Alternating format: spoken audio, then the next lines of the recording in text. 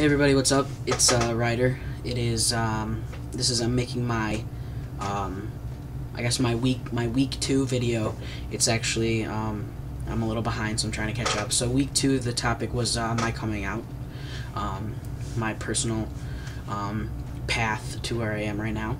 My path was, well, I'll start where I think it starts anyway. I always knew, I can track it back to gosh, like early puberty, that I knew that I was attracted to women immediately.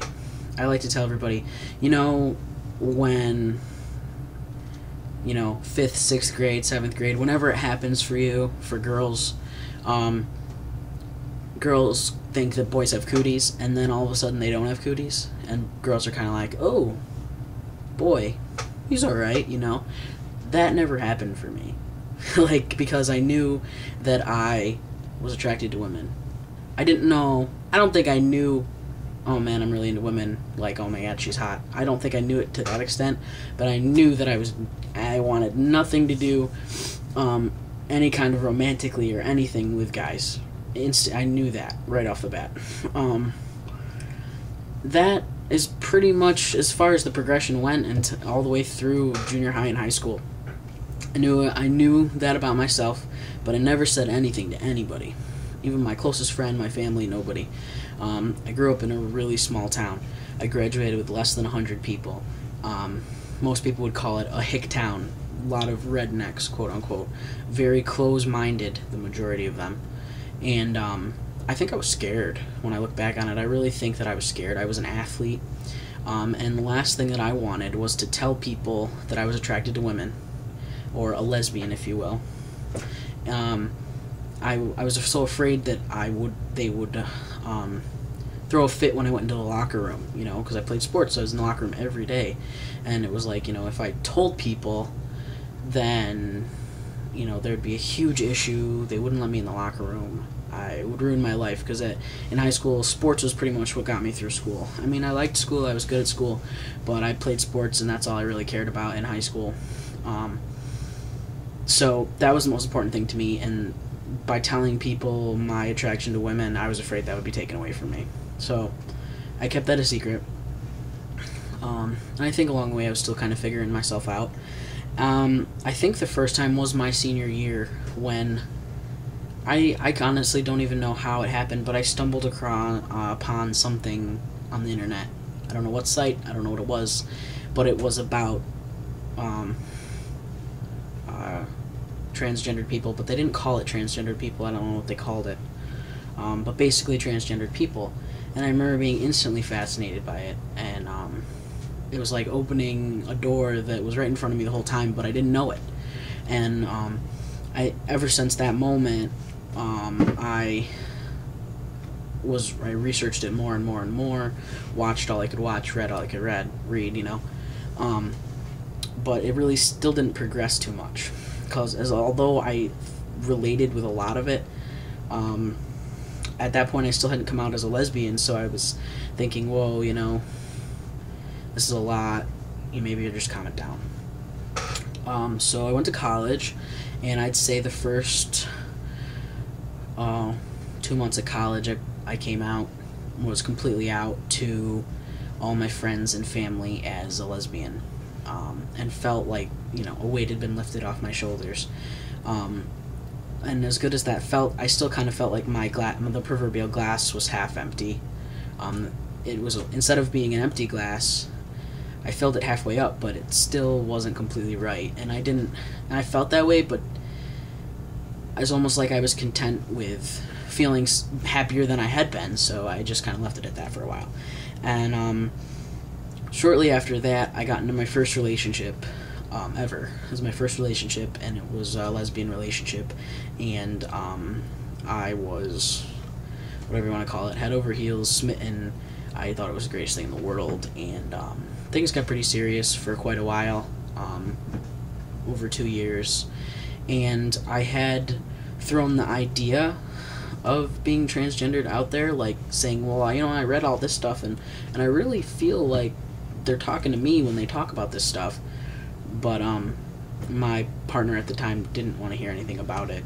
Thought, thought it was stupid or whatever she thought, but I think she pretty much just couldn't, wouldn't, didn't want to, whatever, be with someone who was like that, so steered me away from it. So when you're young and you're impressionable and you're in your first relationship and you think you're in love, and that person tells you, no, you're not one of those, you can't be that, because if you were that, I'd break up with you. Well, when you're young and in love, you're like, oh man, I don't want you to break up with me, so you must be right, that's not what's going on here. So I kind of steered away from that. And as things in that relationship slowly started to break down over time, it was a long, drawn-out relationship. It should have barely lasted a year. It ended up being over 2 years.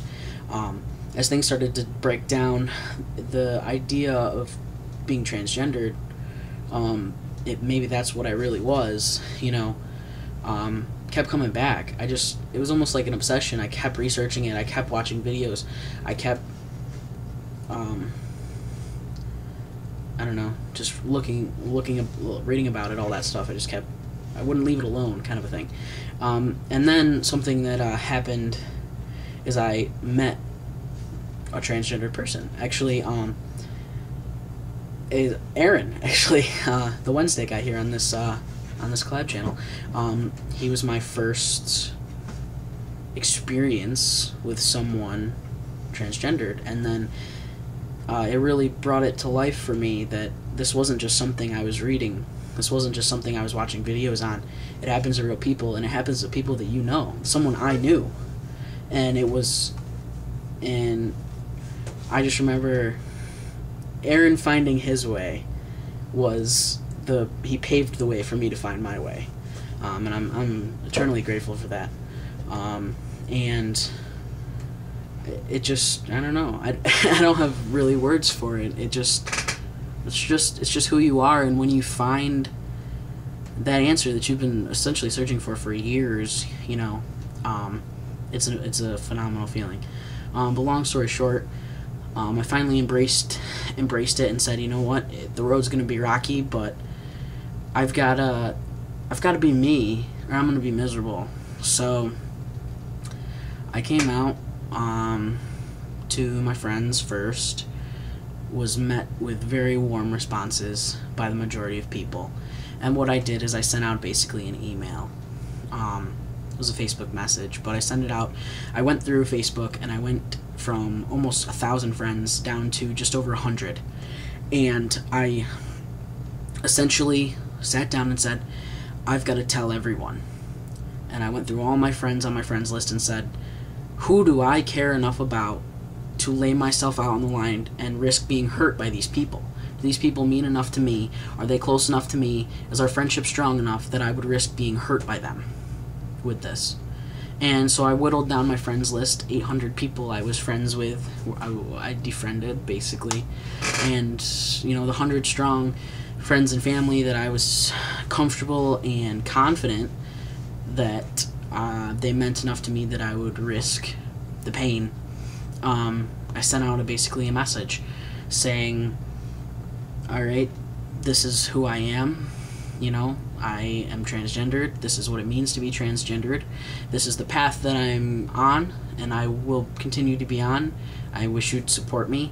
And basically I asked them to start referring to me as my new name and the correct pronouns, and I was met with an overwhelmingly positive response. There were a few people who didn't respond back to me, but it was still respectful, because instead of writing me back and saying something mean and hurtful, they just didn't respond, and I was grateful for that, because nobody likes to be, dragged through the mud.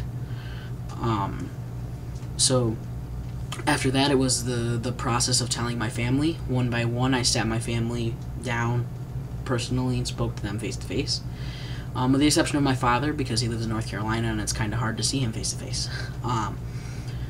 Everything went well. Essentially, the response that I got was, we love you no matter what, but don't expect us to, call you by your new name overnight. It's going to take time. And I was obviously willing to work with that, because I understand it's a transition for everybody around you, especially if they knew you pre-transition.